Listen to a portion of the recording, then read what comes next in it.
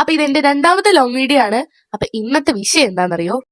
സാൻഡ്രിയോ ക്യാരക്ടേഴ്സിന്റെ book making ആണ്. അതേ സാൻഡ്രിയോ തീമിലുള്ള mini note book making. അപ്പൊ സ്കൂളൊക്കെ തുറന്നു, ഇനിയിപ്പോ കുറെ പഠിക്കാനും ഉണ്ട്, ഹോംവർക്കും ചെയ്യാനുണ്ട്.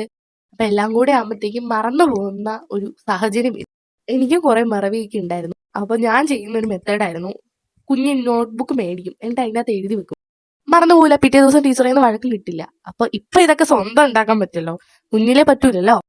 എന്നിട്ട് ഇതേപോലെ കാർഡ്ബോർഡ് ബോക്സ് 2 വേണം. എന്നിട്ട് നടുക്ക് ഒരു ചെറിയ കഷ്ണം കൂടെ മുറിച്ചിട്ട് ഉള്ള ഒരു സെലോ ടേപ്പോ മൈക്രോപോറോ ഒക്കെ വെച്ചിട്ട് അങ്ങോട്ട് ഒട്ടിച്ചു കൊടുക്കുക. കവർ പേജ് ചെയ്യാൻ വേണ്ടിയിട്ട് വെള്ള പേപ്പർ തന്നെ വേണം, നിർബന്ധമൊന്നുമില്ല, വേറെ കളർ എടുക്കാം. ഞാൻ വെള്ള പേപ്പർ വെച്ചിട്ട് അങ്ങോട്ട് പൊതിഞ്ഞു കൊടുക്കുന്നുണ്ട്. എന്നിട്ട് നടുഭാഗത്തും നമ്മൾ വെള്ള പേപ്പർ അങ്ങോട്ട് ക്ലിയർ ചെയ്ത് കൊടുത്തോളാം. ഗൈസ്, ചെറിയ കോൾഡൊക്കെ ഉണ്ട്. എല്ലാവർക്കും കൂടെ മഴയാണോ? ഭയങ്കര ജലദോഷമൊക്കെ പിടിച്ചിട്ടുണ്ട്.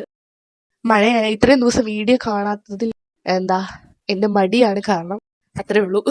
അതുകൊണ്ടാണ് ലോങ് വീഡിയോ ഷോർട്സ് ഒക്കെ ആയിട്ട് വന്നിട്ടുള്ളത്.